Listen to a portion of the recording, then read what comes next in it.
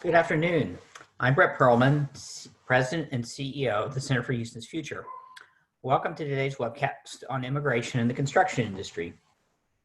For those of you who don't know us, the Center is a nonprofit established 20 years ago, and we work to convene business, government, and community stakeholders in fact-based strategic planning on issues of greatest importance to the future of the Houston region. We're currently focused on three large issues: the energy transition, healthcare, and immigration, as well as our Business and Civic Leadership Forum, now also in its 20th year. Be on the lookout for announcements on upcoming events on energy transition and healthcare, which we'll be having in October. In our immigration work, we've been looking at the economic impact of immigration on our city and region, and published our study, Houston's Economic Future Immigration, in March of 2019. We've also been collaborating with Rice University's Baker Institute for Mexico in the United States and Rational Middle Media in research and producing the Rational Middle video series on immigration and in community conversations on immigration issues. So today we're thrilled to have one of our collaborators, Loren Steffy, discussing his new book, Deconstructed, An Insider's View of Illegal Immigration and the Building Trades, which he wrote with our board member and Center Leadership Forum graduate, Stan Merrick. Loren also works as a producer with Rational Middle Media. Today's webcast will explore immigration in the construction industry and Stan's journey to becoming an immigration reform advocate. To kick off the discussion, we're showing a brief video from Rational Middle Media entitled Out of the Shadows, Undocumented in America. Thanks for joining us. Unfortunately for the undocumented, they live in the shadows. And inherently, there's this perception that if you're living in the shadows, it's because you're doing something wrong. You're doing something bad. You're up to no good. But the truth is the undocumented actually don't have any other option. There is not a line that they've chosen not to get into. There is not a process that they've chosen not to join. It is that they lack the ability to adjust status, to get right with the law. More and more, the undocumented immigrant population is the person that we have come to know or love, but we may or may not realize that they're undocumented. It is the mother or the father that is sitting one pew over in church, the parent of our children's best friend at school, the owner or the worker at our favorite restaurant. They are contributing to our communities in ways that just about anybody else is.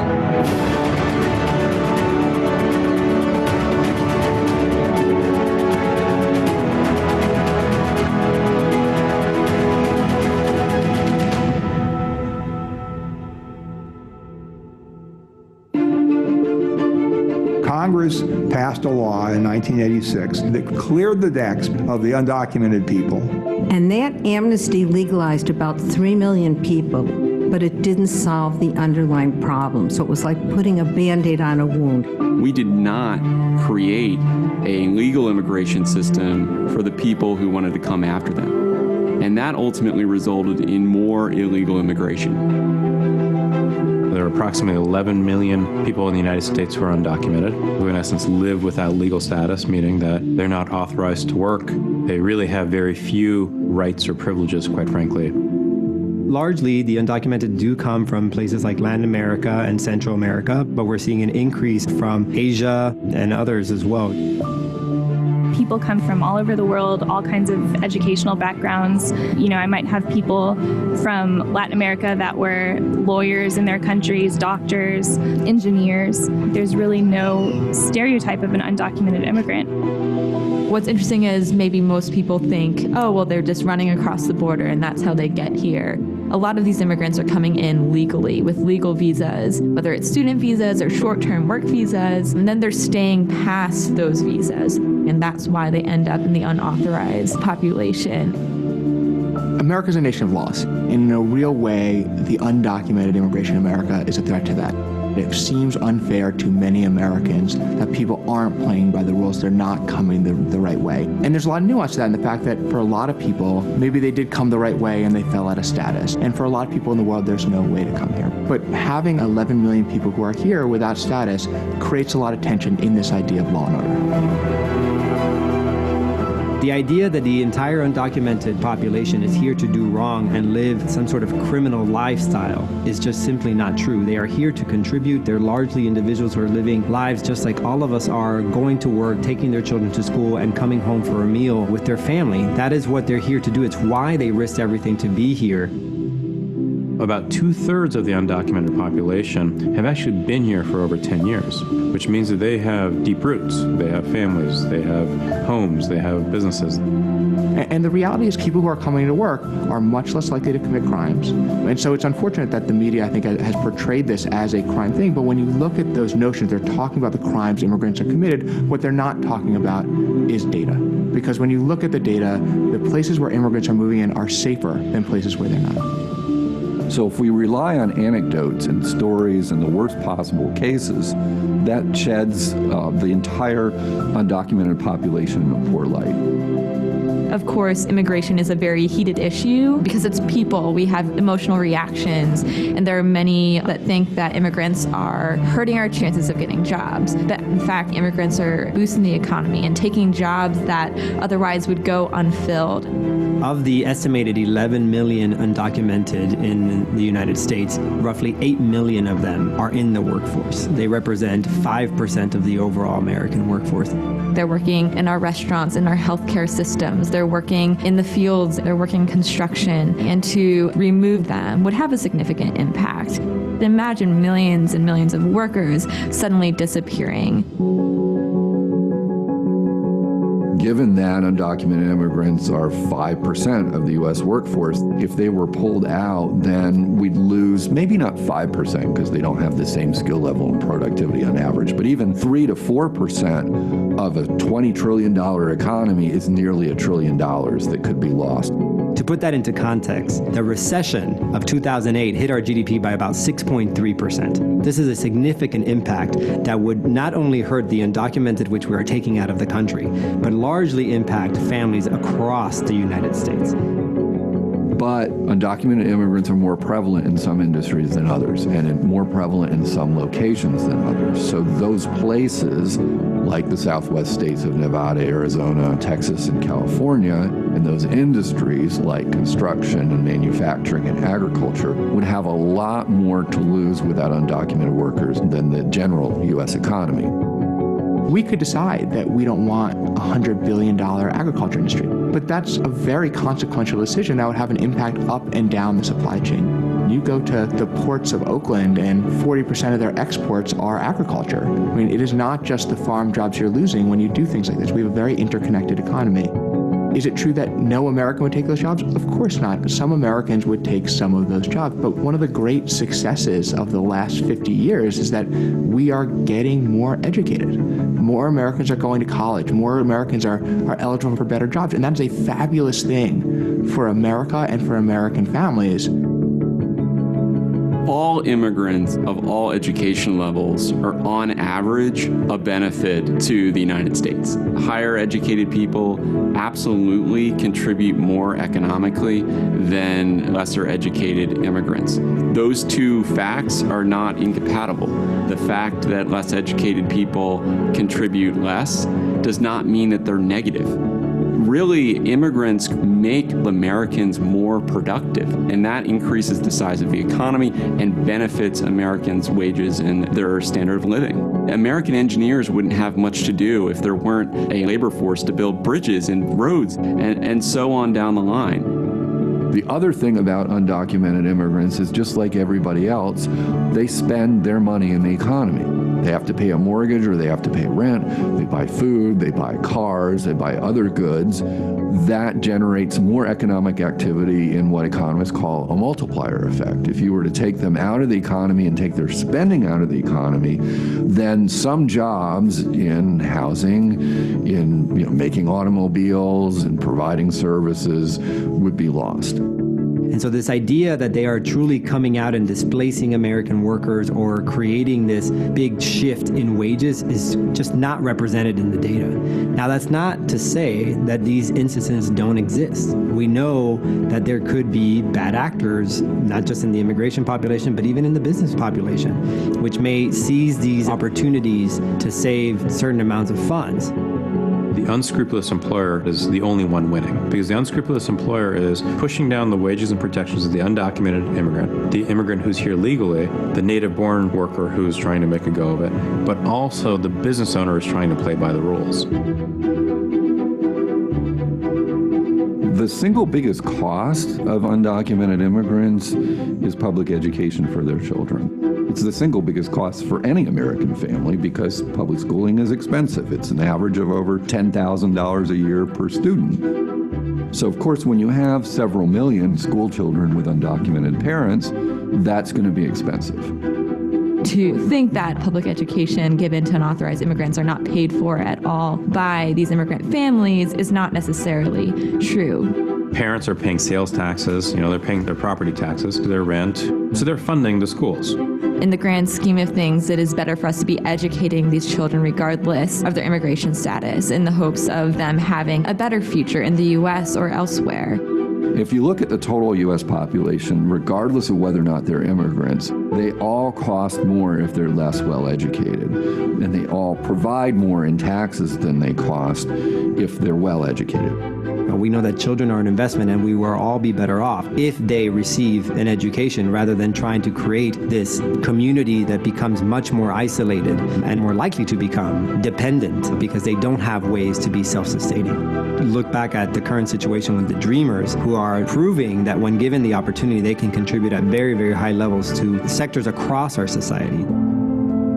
And so when you think about the cities that have been in decline, where there's been a lot of brain drain, where the tax base has been leaving, immigrants are often the only lifeblood that have kept these places stable.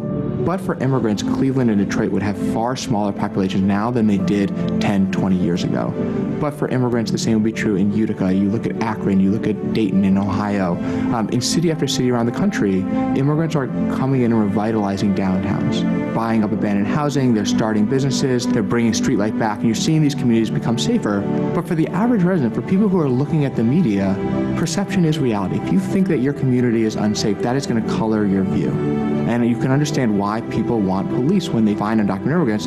But the flip side of that is that if you look at the best policing tactics and why crime has gone down so precipitously over the last 2 decades, it's happened for a lot of reasons, but one principal one is an investment in community policing. When local law enforcement is being forced to go into immigrant communities and act as federal immigration agents, they're not going to have the trust of those communities. Those communities are going to pull back.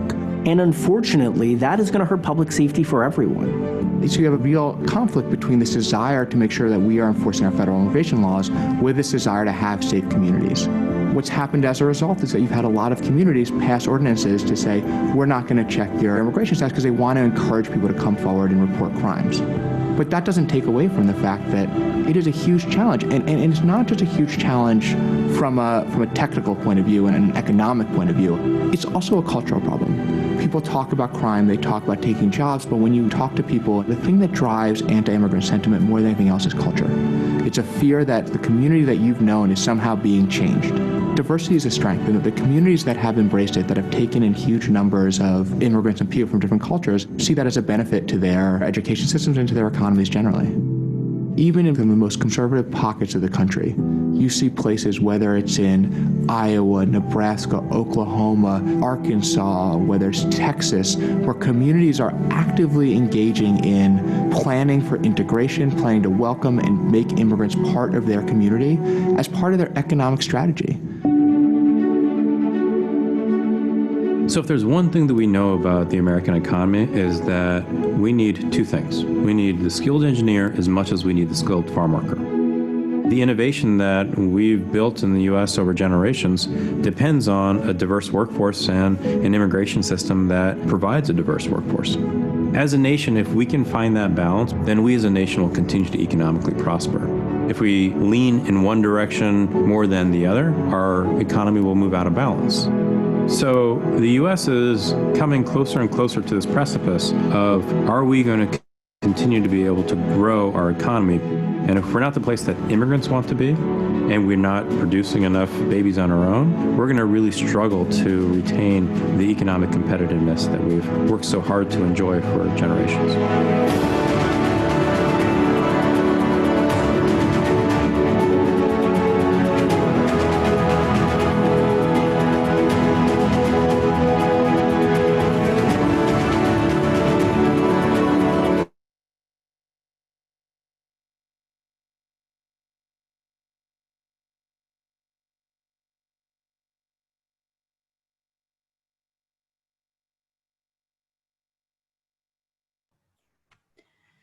So I'm pleased to introduce Laura Goldberg, who is going to talk to Loren about his new book. Loren has been Vice President of Strategic Initiatives and Communication at the Center. She joined about 1.5 years ago and has done a marvelous job. Prior to that, she was for 20 years at the Houston Chronicle, and including 10 years as business editor. In fact, she was Loren's editor, so they have a long-term relationship. So Laura, take it away. Great. Thanks, Brett. Hi, everyone. Thanks for joining us. And I'm going to talk for a few minutes about Loren before we begin our conversation. So Loren, as many of you know, is a writer at large for Texas Monthly, executive producer for Rational Middle Media, and a managing director for 30 Point Strategies, where he has the 30 Point Press publishing imprint. His latest book with Stan Merrick is, again, Deconstructed, an insider's view of illegal immigration and the building trades, which will be published in the next month. He's also co-author of The Last Trial of T. Boone Pickens and George P. Mitchell, Fracking, Sustainability, and an Unorthodox Quest to Save the Planet, as well as 2 other nonfiction books. For 9 years, Loren was the business columnist at the Houston Chronicle and previously was the Dallas and Houston bureau chief and a senior writer for Bloomberg News. His award-winning writing has been published in newspapers and other publications worldwide. He lives in Wimberley now with his wife, 3 dogs, and his ungrateful cat. So Loren, thanks for joining us. Thanks for having me. And just a logistical point, so we'll take audience Q&A later during the webcast, but at any points from now on, please put your questions in the Q&A box and we will take them up later. So Loren, let's start talking about the book. And I want to start with the fact that at the beginning of the book, you wrote a little bit about the terminology and the title. So I just wanted to start the conversation by saying, so why did you feel the need to talk about the terminology, and what does that say about the immigration debate? Yeah, I think I had a paragraph or 2 at the beginning of the book where I just said we're not going to refer to illegal immigrants or undocumented immigrants as illegals, because there's sort of a dehumanizing effect there. The immigration law is one of many laws that people violate, quite frankly, on a regular basis. If you have ever gotten a speeding ticket, you violated kind of a similar level of law in a lot of ways. And so, we don't refer to you as an illegal just because you were, accused of speeding. And so I wanted to kind of convey that in the book. And I think a lot of the terminology around immigration, as the debate has become more divisive, has been, designed to kind of demonize those who are coming here that, quite frankly, don't look like us. And so we wanted to try to kind of take that out of the discussion. And so we tried throughout the book to either refer to them as undocumented workers or undocumented immigrants or illegal immigrants, but not as illegals as a noun. So let's start by talking a little bit about Stan. So, just sort of tell us about Stan, tell us about how he got involved in this debate, what immigration experiences shaped Stan's family, Stan's business, his company. So let's start there. Okay, well, that's a lot, and it's a big chunk of the book. But now, if you've been around Houston, you may be familiar with Stan Merrick, with his company. He runs one of the largest specialty subcontractors in the Southwest. So the Merrick companies they started out as a drywall operation that was founded by his father and uncles, and they now do basically all sorts of interiors. So on really big projects, they help to remodel the state capitol in Austin, for example. They just did the Mercedes-Benz Stadium in Atlanta. They do everything from wall hangings or window coverings to flooring to whatever you need. But it's a fascinating company because it's still a family-run business that Stan's the second generation. He and his cousins run the company, and It was really interesting as a business reporter, as I got to know people at the company and I spent more time around the company, and you run into these people that have worked there for 40 years, 50 years. There are people that have been there longer than 50 years, which is just, as you know, in any business, incredible. And it's actually quite common to find American employees that have worked there for 10 or 20 or 30 years. And so, but Stan, as a result of the business that he's in, the construction business that he's in, has been very outspoken about the need for immigration reform for a number of years. And I guess I first wound up talking to him when I was at the Chronicle, and I did a few columns that touched on the economic issues of immigration. And Stan reads everything. I mean, it's like every time I see Stan, he's shoving another book in my hand or telling me to read some article or something. And so he's a very avid reader of anything, especially on topics that he's interested in. And he didn't miss a heartbeat. I mean, the minute my column came out, he called me and wanted to talk with me. And so we kind of stayed in touch over the years, and the book sort of evolved from his frustration with the lack of progress on the political front and, what other things could we do? And what intrigued me as an author about the book was the fact that Stan's family history parallels very closely a lot of the changes in federal immigration law over the years. And that was something I was really interested in, but felt like it was kind of too boring to do a book like all on its own, like it's going to read like a textbook. But what we were able to do was kind of weave the history of the Merrick family and the Merrick company into these changes in immigration law. So you can kind of see the construction business is one where most of the large construction companies that are in business in the US today were founded by immigrants or children of immigrants, decades ago. And so they've always been a big employer of immigrant labor, and they've always had a very close connection there.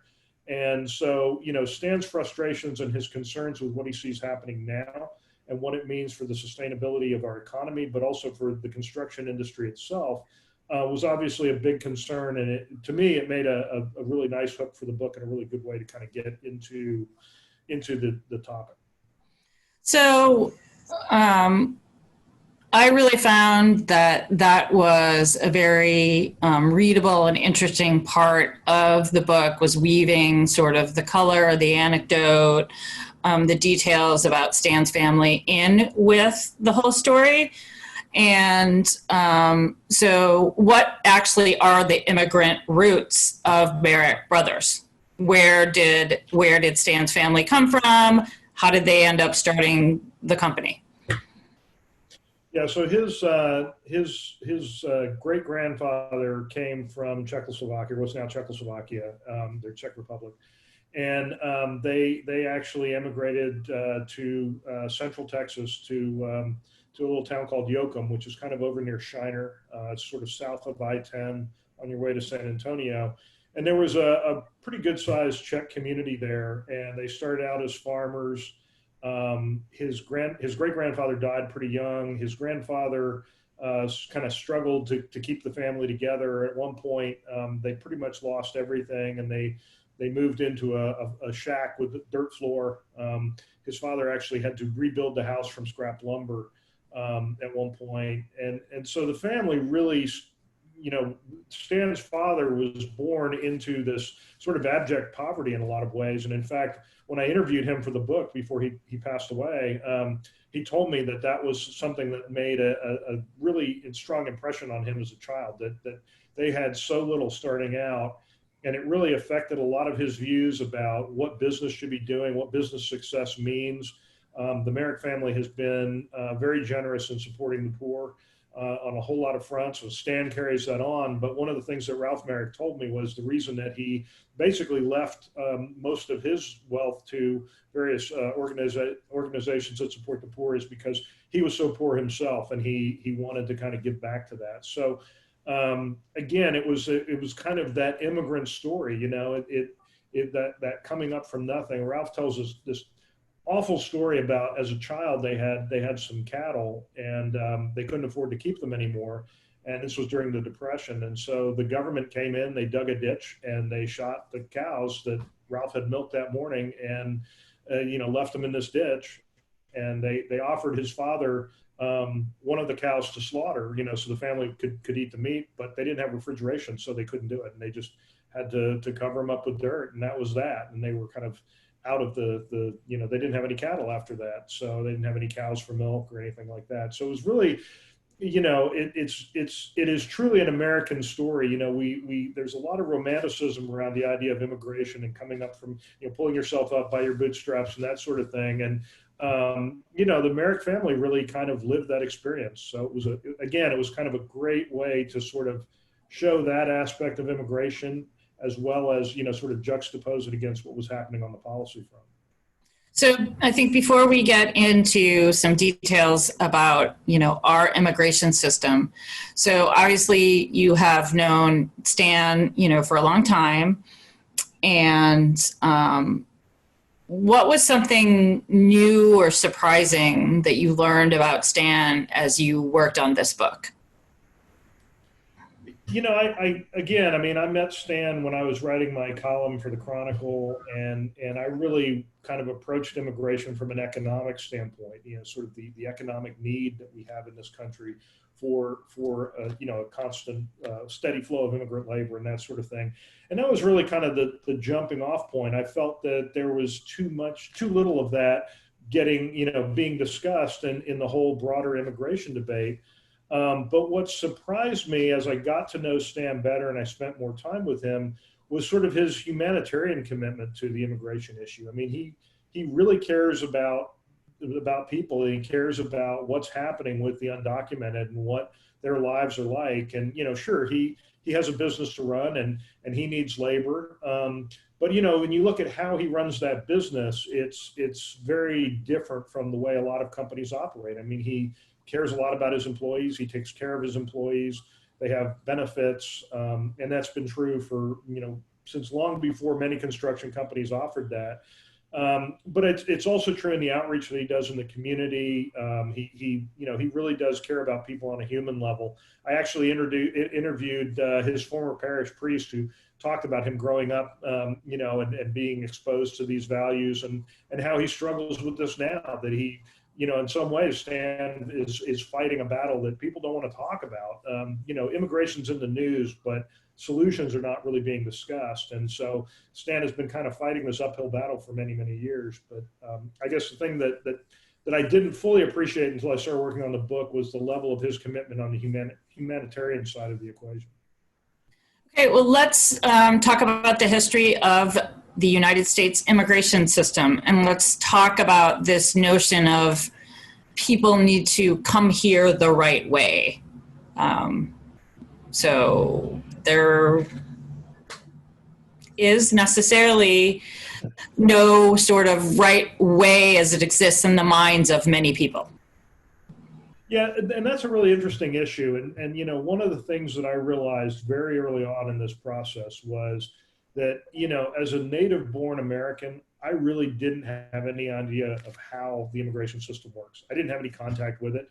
My ancestors came here in the early 1700s. I mean, so there was no immigration system. There wasn't even the United States when they got here. So, I really did not have any idea of how it worked. And I think that that's true for a lot more people than they may not even actually realize how little they know about the immigration system. When people say, what part of illegal don't you understand? The answer to that is probably quite a bit, because immigration law is one of the most complex pieces of our legal system, second only to the tax code. And so, this idea of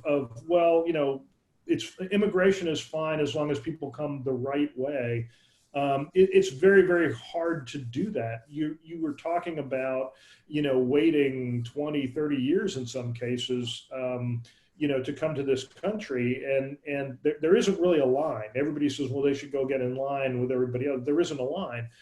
It's just not possible for a lot of these folks to come here in their lifetimes. And we don't have, at the same time, we have an economic need for their labor. So we have a disconnect between the economic realities our country is facing and the system that we have built to kind of address this issue. And that really is a lot of what the book's about. And I mean, it's true that, you know, people talk about my family came through Ellis Island and followed the right procedures, but in fact, there were no right procedures. The only thing that may have happened at Ellis Island is a health check, and then you were in. So this notion. Yeah, sorry. I mean, that's really true. People who showed up at Ellis Island were doing the exact same thing that people that are showing up at the southern border are doing today.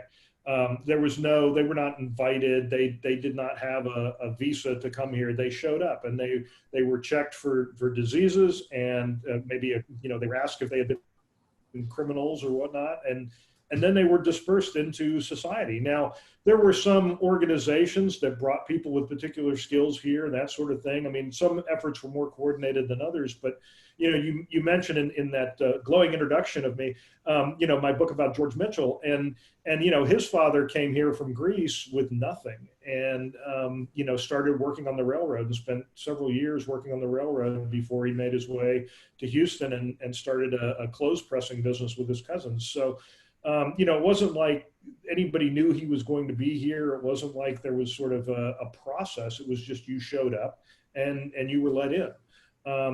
Obviously, times are more complicated now, and we need more protections and more safeguards. But the idea that somehow back then things were done differently than they are now is just wrong.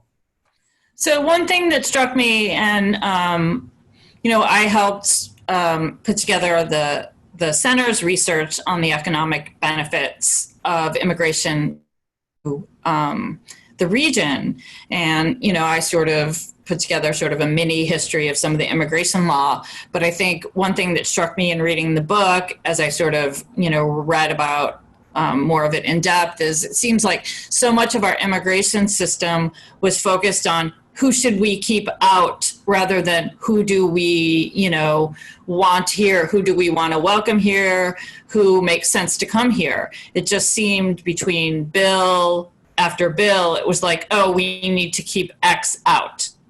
Can you sort of react to that and, highlight any milestones that you think people need to know about the history of our immigration system? Yeah, I mean, I think that's a really good point. And it really goes back to our earliest immigration laws were exclusionary laws. So the first one was passed in, I think, 1880 or the 1880s. It was called the Chinese Exclusion Act. And it was designed to keep Chinese people from becoming American citizens. Then we passed the Japanese Exclusion Act. But in 1924 was kind of our first sweeping immigration law. And it was based on the 1890 census, and it set quotas based on your country of origin. So basically what they did was they went back before we had the big wave of immigration at the turn of the last century, and they developed a legal system that ensured that the makeup of our country would look as it did in the late 1800s. And what that meant was you got a lot more immigrants coming from Northern Europe and a lot fewer coming from Southern Europe, which was by design because Southern Europeans spoke different languages. Some of them were Catholics and Jews, and we didn't want that. And they looked differently and they had different habits. And so there really was a kind of a backlash at that time that carried forward in one form or another until 1965 when we eliminated those country-based quotas. And that's the reason you've seen, since, in the last 55 years or so, that you've seen a much bigger influx of Asian immigrants, for example, and, from immigrants from Africa and places like that were basically just shut out before. So, yeah, I mean, there's been, a tremendous amount of focus on who to keep out. And you see that even today with a lot of the focus on border security. I mean, we have actually done a really good job with border security. We've reduced illegal border crossings by something like 80% in the last 20 years. But every discussion that we have about immigration, we talk about border security. It's about keeping people out. One of the video mentioned the 1986 reforms where we essentially granted amnesty to the undocumented who were here. And a lot of people said, well, that didn't do any good because now we have even more of them here and we're just encouraging them to come and break the law. But the real problem is we're not focusing on how to bring them here legally. So they come illegally because there is no other way. And so we really have our focus backwards in terms of what we need to be doing from a policy standpoint. Sure, we need border security. I'm not saying that. But we need it combined with a focus on how do we make legal immigration easier as opposed to harder. So let's shift gears and talk about the construction industry.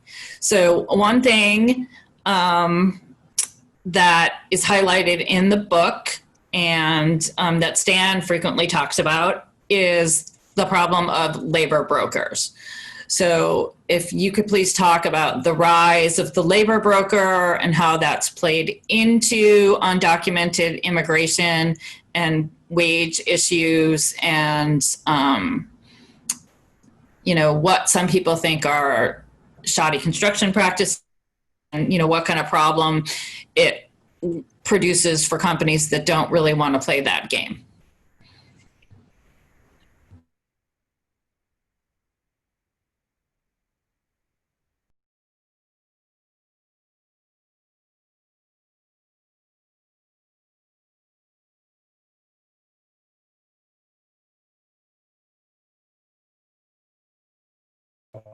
Okay, and so what they started doing after the tax laws were changed in 1978, they started classifying workers as independent contractors, which meant they didn't have to pay them benefits, didn't have to pay them overtime, and these were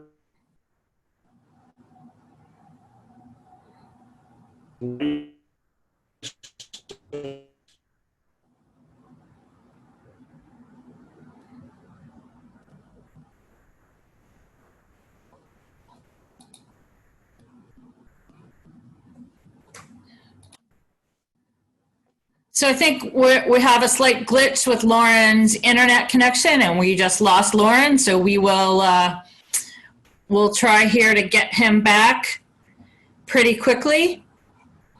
So let me see. I'll take a scroll through some of these questions right now and see if I can answer any of them while we try to get Loren back. Let's see. Well, here's one question from Jim that I think I can take a field at based on my conversations with many people in the workplace. He asks what the primary reason the U.S. cannot create a system for admitting, documenting, and tracking immigrants to live and work in the U.S. within a legal system. And, political will, I think, at this point would be a primary reason for that. And it's, here's Loren back. So Loren, you're muted. We'll get Loren unmuted here. Okay, I'm back. All right. So Jim, we'll come back to your question. We'll ask Loren that question. But Loren, thank you for rejoining us. And let's take it from the top on labor brokers. The wonders of the internet.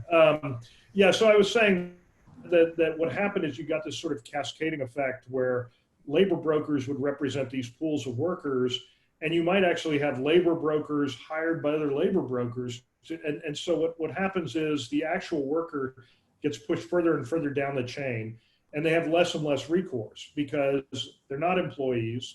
They're not getting benefits. If they get injured on the job, best case, they're taken to the emergency room to be treated. But worst case, they're just told, sorry, there's no more work for you. And they get replaced by somebody else. And so, and when I was talking about Stan's humanitarian concern, this is one of the issues that he has, is that a lot of these folks are being treated almost as disposable workers in the system.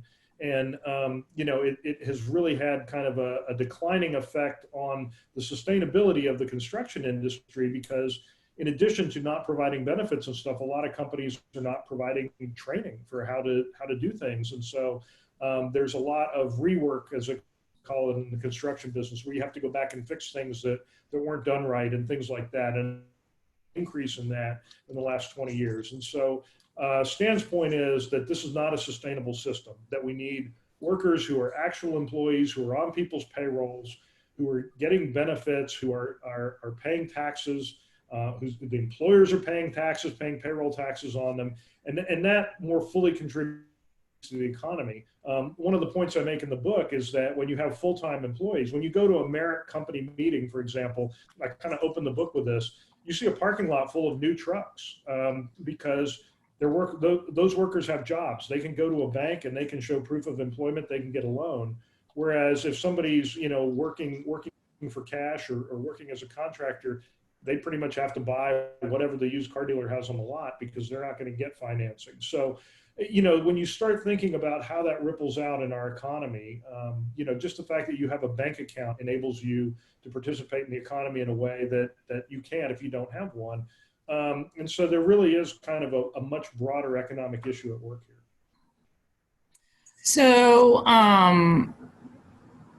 what do you think, based on your research and what would Stan also say, are sort of the key trends and the key problems right now related to the construction industry around immigration? Legal immigration, undocumented, either or both.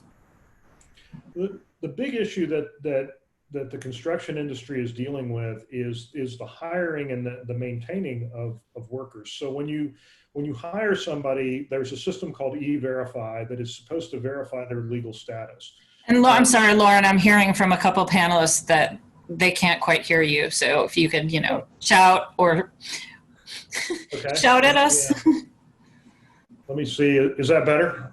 I think it is. All right. I think my microphone. When I lost the connection, all my settings went away. So all right, great. Thank you.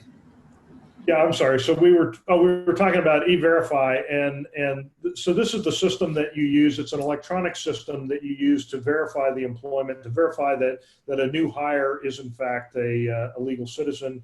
If you've ever been hired for a job, you had to fill out an I-9 form. So the E-Verify is designed to verify those I-9 forms, and you're also supposed to present a form of ID.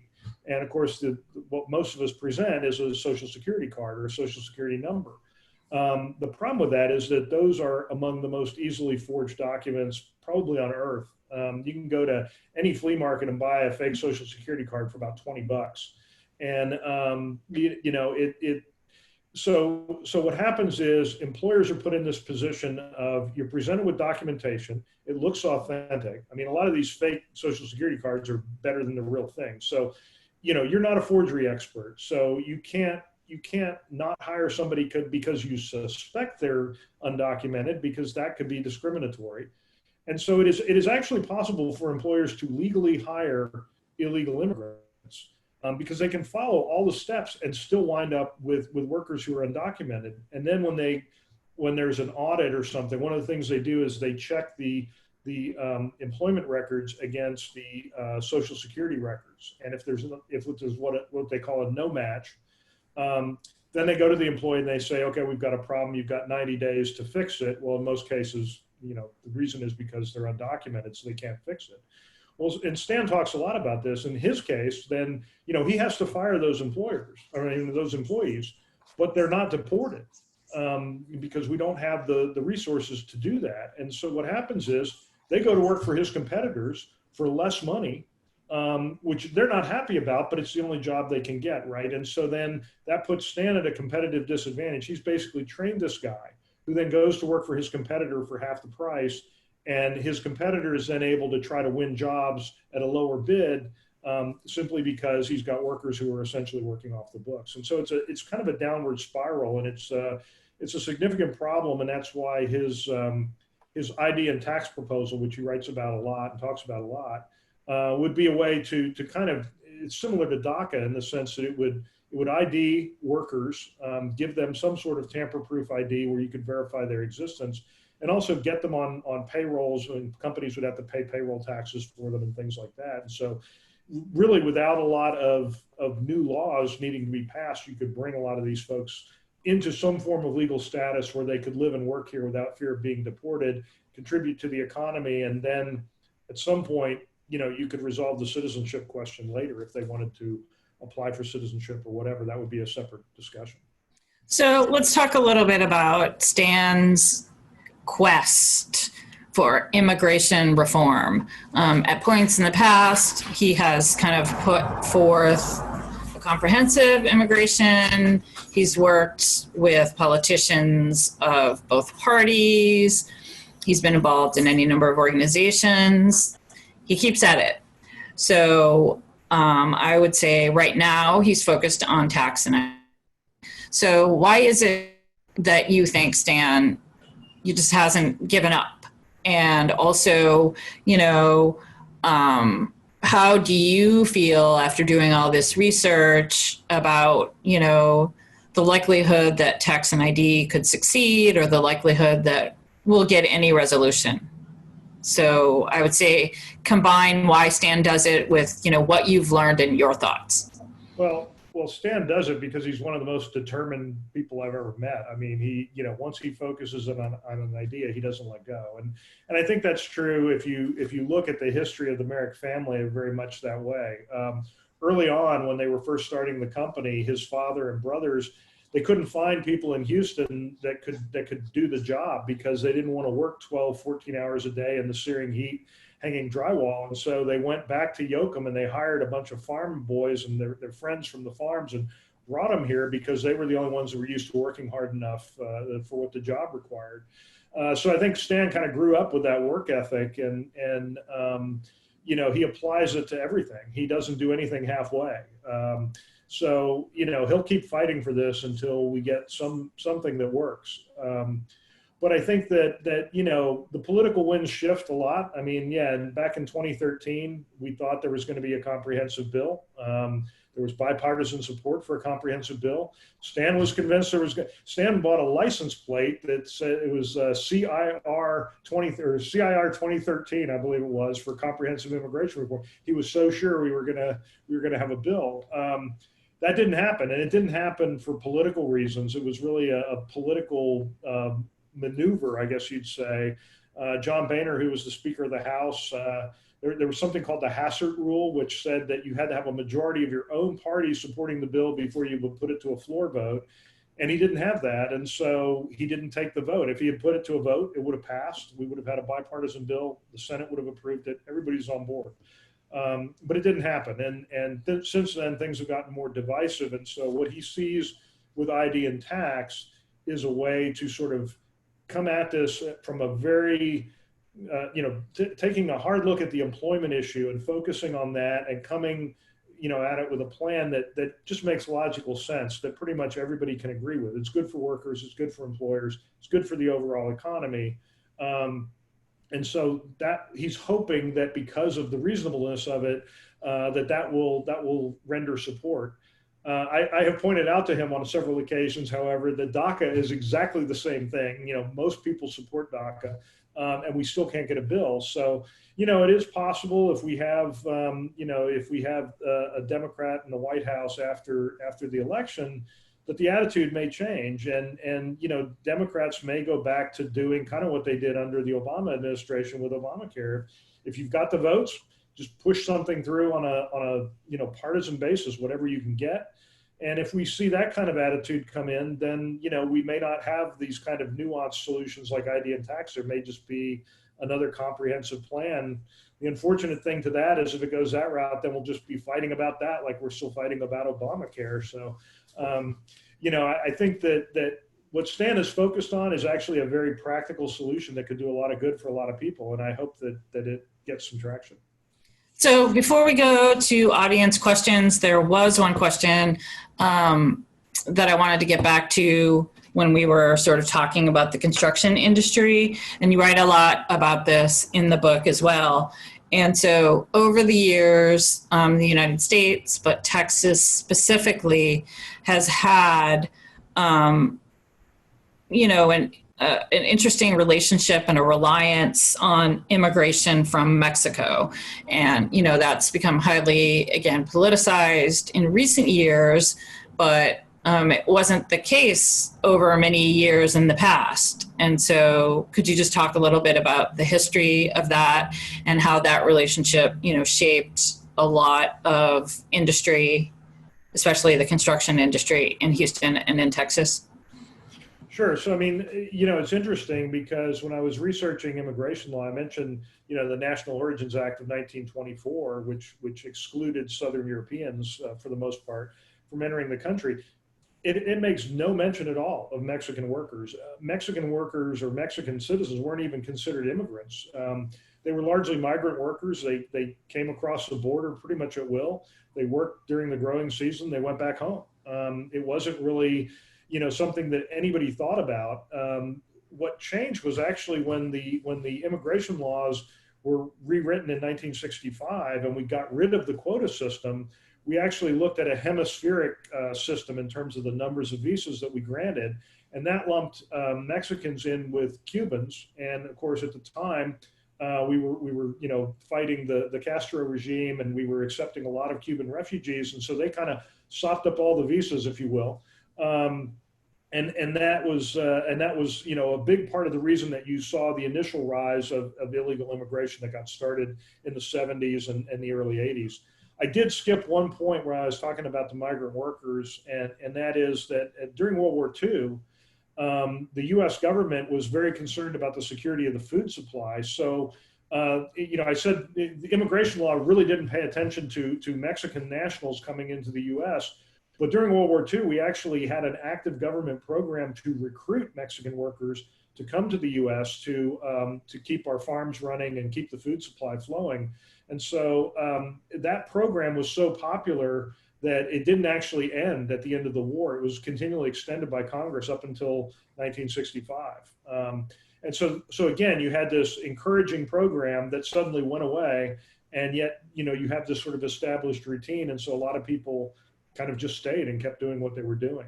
But yeah, it's really only been, in the last 50 years or so that we've even thought of Mexican nationals as immigrants of any kind. Okay, so let's shift off to some audience questions here, and we're gonna dive right in with one that reflects upon the current divisive times. So, rationality is great, but as we've seen lately, emotion often overtakes it in debates around immigration. How do you sell immigration reform to underemployed white people who have what they feel are justified resentments? So yeah, and that's really tough. But I think that you sell it. Part of it is you sort of double down on the rationality argument, right? I mean, there is a lot of economic evidence that shows immigrants are not taking their jobs. The reason that they are not able to find work is not because immigrants are coming here and picking strawberries or hanging sheetrock. It's because a lot of the manufacturing jobs in the United States have been sent overseas, which is a different problem. People aren't coming here and taking those jobs from them. The jobs are being sent somewhere else, which is a trade issue that would be the topic of a different webcast. But I think that's part of it. But the other thing that I think is really interesting that Jose Garza in Austin had actually mentioned this to me.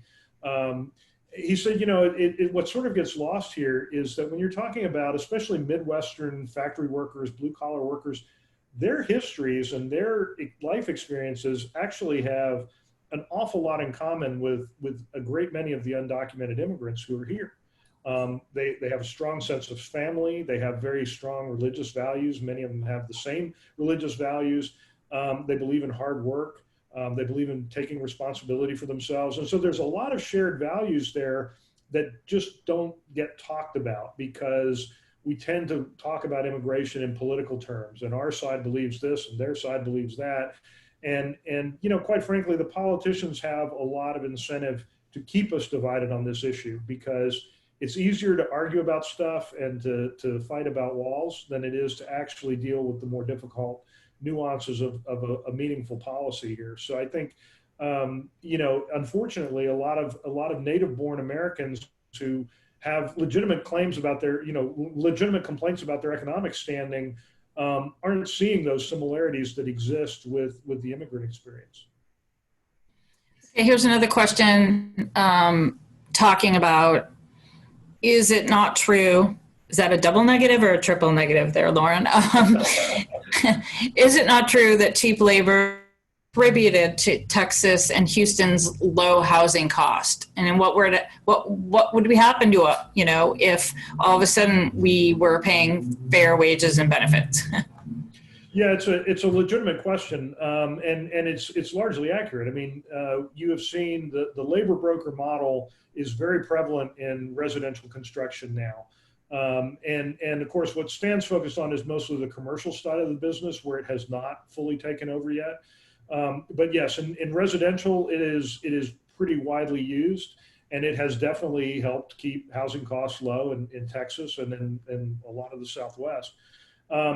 But the other thing is, you do sacrifice quality there. I mean, if you look at home building here in Texas versus other parts of the country, you can see a difference, and some of that is because it's being built by guys that don't know how to read a blueprint, right? They show up and somebody says, put these studs here and put this frame here, and so there is kind of that sort of longer term issue that you have to think about when you're buying a house. Do you want it to be built by people who are being taken advantage of and who maybe don't know what they're doing, or do you want it to be better quality and built by people who are able to enjoy a decent living? I mean, it's tough, right? Because we all are focused on price. And, look, I mean, we have all been in that situation where, you're comparing bids and you're looking for the cheapest price. And, but it is something to think about. These are people's livelihoods that we're talking about here. And, of course, there would be broader economic impact from that, but there would also be broader economic benefit from having all of these workers able to participate in the economy. So.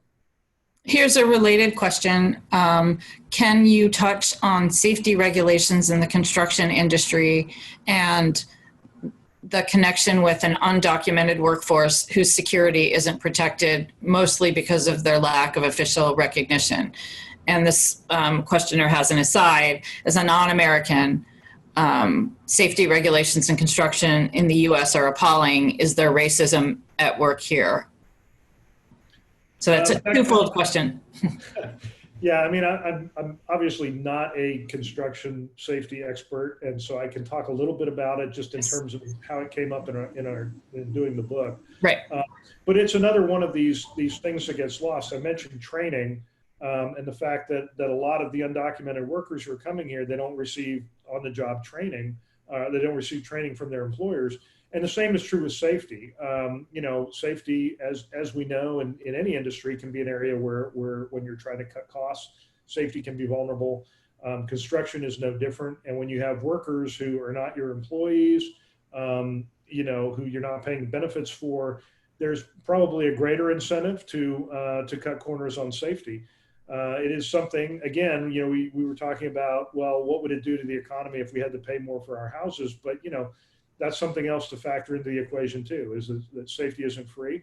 And you don't want workers getting hurt, when they're building your house. And so I think that is an area where, it's easy to kind of sweep it under the rug, because a lot of the workers who are most directly affected don't feel that they can complain. You see this all the time with undocumented workers. They don't feel that they can speak up. Many times the labor brokers, whoever they're working for, threaten them with deportation. If you say anything about this, I'm going to turn you over to ICE. And so there is really a culture of silence that develops among a lot of these workers. And we see that, there's a lot of organizations in Houston that work with them, that they see that not just in workers, but with their children. The children are afraid that their parents are going to get deported if they show up at school and that sort of thing. And so that culture of fear is a very, very powerful thing. And it does work against things like a safety culture in some of these industries. And Stan talks a lot about that some of these workers, he pays for workers' compensation. They don't get workers' compensation. So, people may end up in the emergency room with no insurance. And, these are folks that are building have built our houses and construction projects. And so that's another, right, the system feeds on itself. Yeah, and keep in mind that when that happens, when they show up in the emergency rooms, they're usually considered under the indigent care provisions, which are, kind of what our tax dollars are going for, what our insurance premiums are contributing to. So we're paying an indirect cost from having this happen.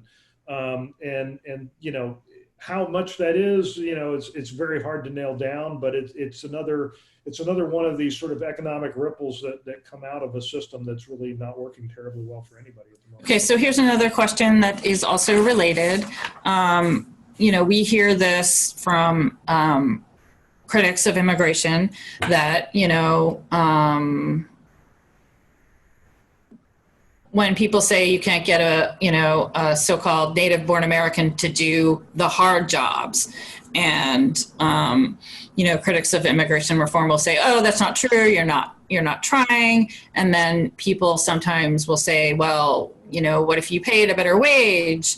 So, what's your view and Stan's view on this argument? And is it true if better wages were paid, Americans would come to some of these jobs? Or I know that Stan does, pay a prevailing or a higher wage. So just sort of have at that collection of questions. It's something that comes up a lot, and there's been a lot of, and there's some anecdotes in the book about, there was a tomato farmer in Alabama, and the law was changed, and his labor force disappeared overnight because they were all undocumented. And he ran an ad in the paper. He tried to do things the right way, ran an ad in the paper. He had 2 American citizens show up to replace a labor force of over 50. He had 2 people show up, and they cheated on their quotas for picking that day, and he had to fire them after one day because they weren't doing the job. Certainly if you wanted to pay more, you could probably get more people. But the fact is, you would have to pay significantly more to get most Americans to do these jobs. One of the things that was mentioned in the video was the fact that we have had this incredible buildup of education in our society since the end of World War II. We've had more and more people going to college, more and more people sort of groomed for jobs or prepared for jobs that quite frankly offer a higher standard of living. And we all want that for our kids. I mean, I wanted the best for my kids. And while I certainly, my father was an electrician, I grew up valuing, the idea of manual work and the value of craft and all that. But I didn't tell my kids don't go to college, and I don't think most people do that, right? In fact, immigrants come here and they work like hell to be able to send their kids to college so that they can have a better life. So, it's very hard to see how we're going to get large numbers of American citizens to, pick fruit, to work in slaughterhouses, to hang drywall in the middle of summer. I mean, these are very, very physically demanding jobs. They're very hard work. And there is a limit. You can pay more, but there is a limit to the economics there. I mean, at some point, you're paying so much that you crush your profit margins and you go out of business. And then we've got an even bigger problem on our hands. So, I just don't think that we have seen a lot of evidence that, even as dire as the situation has become, with the COVID situation. I mean, look, we're struggling with this book. The publication date has been pushed back because the printer, is having a hard time dealing with COVID, keeping people from getting sick and things like that, right? So I'm not implying the printer has undocumented workers working for them, but what I'm saying is, even in these dire times when a lot of people are out of work and looking for things, we haven't seen everybody flocking to the meatpacking plant because they want to go to work there. So, I think there's just not a lot of evidence to show that Americans in large numbers are willing to do those jobs. So I want to get back to a question I asked while you were reconnecting, and the person from the audience wants me to re-ask it to you, which I will do, which, what's the primary reason that the U.S. cannot create a system for admitting, documenting, and tracking immigrants to live and work in the U.S. within a legal system? It's just a lack of political will. I mean, we certainly have the ability to do it.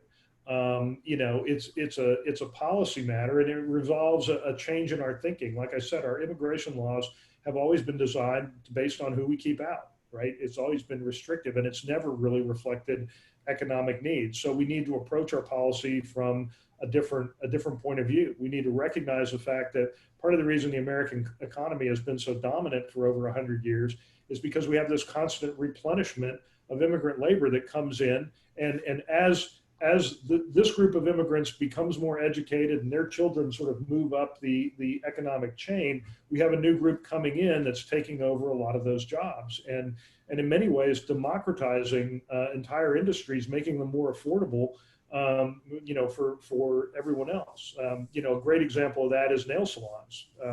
I don't know that my mother ever had her nails done in her entire life because it was expensive, right? But that was something that a lot of Vietnamese immigrants who came here in the 60s and 70s, it's relatively little income to start a nail salon. There's not a lot of capital needed. And so it became an area where a lot of them, set up these nail salon shops. And now, I don't personally go to them, but I know that members of my family do, and it's relatively affordable, right? So, I think that's another example of how we have this constant economic replenishment, and we need laws that reflect a recognition of that this is part of our economic strength. It's a benefit, and if we can write policy around that, then it's not a difficult thing to do. Unfortunately, what we've seen recently on both the legal and the illegal immigration front is we've seen things going the other direction. So we have a couple more questions, and then let's see, we've got one more here. So two more. Let's see. So some of the education programs that are giving students opportunities to learn trades still run into problems for kids who don't have documentation. They get to do the pre-apprenticeships in high school, but can't work once they get out.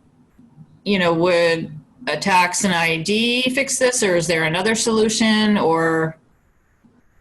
Yeah, I mean, tax and ID would very definitely fix that because they would have the ability to get hired. What happens is when they're in school, of course, we don't ask about immigration status for public schools, so they can enroll in the programs in public schools. They can do the internships when they're students, but the minute that shifts over to the actual hiring or apprenticeship where they have to be put on the payroll of the company, then it becomes an issue. Then their immigration status becomes an issue. So if you had something like tax and ID, it would be a seamless process because they would, the employer would basically make sure that they had the documentation they needed, and you would go on from there. And I should point out that Merrick has been very active in building some of those internship programs, working with the high schools, Houston Community College, and things like that.